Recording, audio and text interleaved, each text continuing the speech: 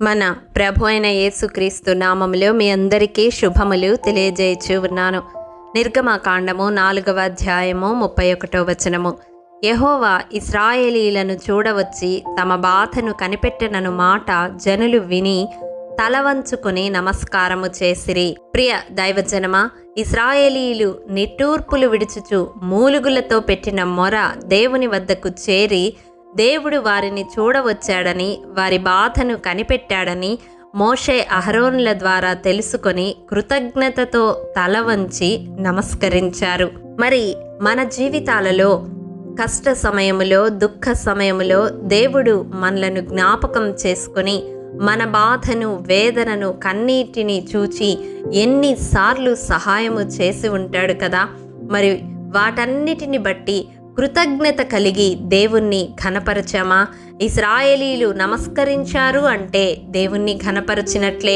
వారిలో ఒక విశ్వాసము, ఒక నిరీక్షణ, దేవుడు ఆ పరిస్థితులన్నిటినీ దాటింపచేస్తాడు, ఒక క్షేమకరమైన స్థితికి, సమాధానకరమైన స్థితికి, స్వతంత్రమైన స్థితికి నడిపిస్తాడు అని వారు తమ కృతజ్ఞతను దేవుని పట్ల కనపరిచారు. మరి మనమైతే కష్టకాలము, ఆపత్కాలము, శ్రమల దినాలు ఇవన్నీ మన జీవితాలలో గడిచిపోయినప్పుడు, ఆ పరిస్థితులన్నీ దాటిన తర్వాత దేవుని పట్ల కృతజ్ఞత కనపరచుచున్నామా లేక మరచిపోయి జీవిస్తూ ఉన్నామా?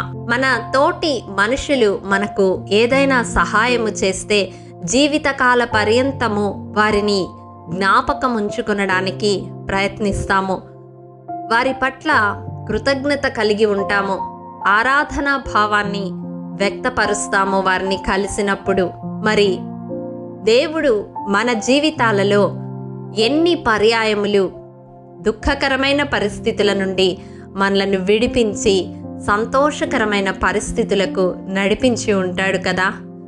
ఆ దినాలన్నీ ఒక్కనాడైనా తలపోసుకొని హృదయమారా దేవుణ్ణి స్తుతించే అనుభవాన్ని ఈ వాక్యము వింటున్న ప్రియ సహోదరి, సహోదరుడా, నీవు కలిగి ఉన్నావా? దేవుడు ఆనాడు ఇశ్రాయేలీలతో కూడా ఒక మాట చెప్తూ ఉన్నాడు. చూడండి, ద్వితీయోపదేశకాండము 6వ అధ్యాయము 10 నుండి 12 వచనములు. నీ దేవుడైన యెహోవా నీ పితరులైన అబ్రహాము, ఇస్సాకు, యాకోబులతో చేసిన ప్రమాణమును బట్టి నిన్ను ఆ దేశములో ప్రవేశపెట్టి నీవు కట్టని గొప్పవగు మంచి పురములను, నీవు నింపని మంచి ద్రవ్యముల చేత నింపబడిన ఇండ్లను, నీవు త్రవ్వకపోయినను త్రవ్వబడిన బావులను, నీవు నాటని ద్రాక్ష తోటలను, ఒలీవల తోటలను నీకిచ్చిన తరువాత నీవు తిని తృప్తి పొందినప్పుడు దాసుల గృహమైన ఐగుప్తు దేశములో నుండి నిన్ను రప్పించిన యెహోవాను మరువకుండా నీవు జాగ్రత్త పడుము. ప్రియ దైవజనమా, మనలో అనేకులు వారి గత జీవితాన్ని మరచి దేవుడు ఇప్పుడు ఇచ్చిన సుఖానుభవమును బట్టి దేవుని పట్ల కృతజ్ఞత కలిగి ఉండకుండా దేవుణ్ణి మరిచి లోకానుసారముగా జీవిస్తున్న వారు కోకొల్లలుగా ఉంటూ ఉన్నారు. ఇది శాపానికి దారి తీస్తుంది సుమా. మనం ఎప్పుడు ఆయన చేసిన ఉపకారములను మరువక జ్ఞాపకము చేసుకొని స్తుతించే వారముగా ఉండాలి.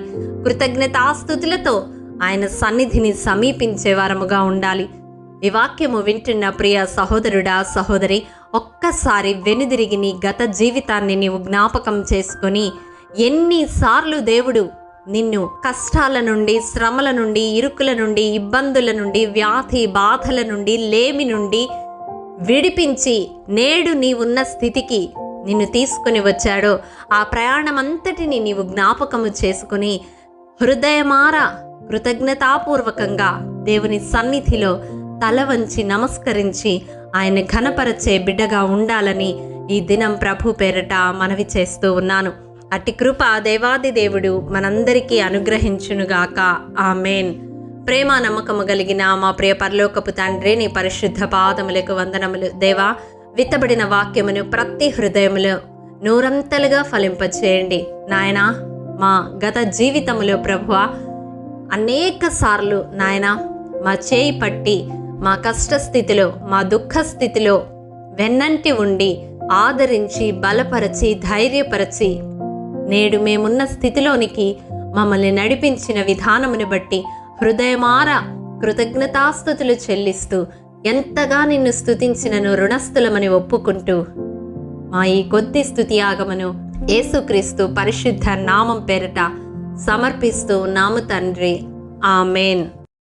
ప్రియ దైవజనమా, అనుదినము షారోన్ మన్నా ద్వారా అడగబడుచున్న బైబిల్ క్విజ్ ప్రశ్నలకు సమాధానములు ప్రతి నెల మొదటి వారము కామెంట్ బాక్స్లో పోస్ట్ చేయబడతాయి.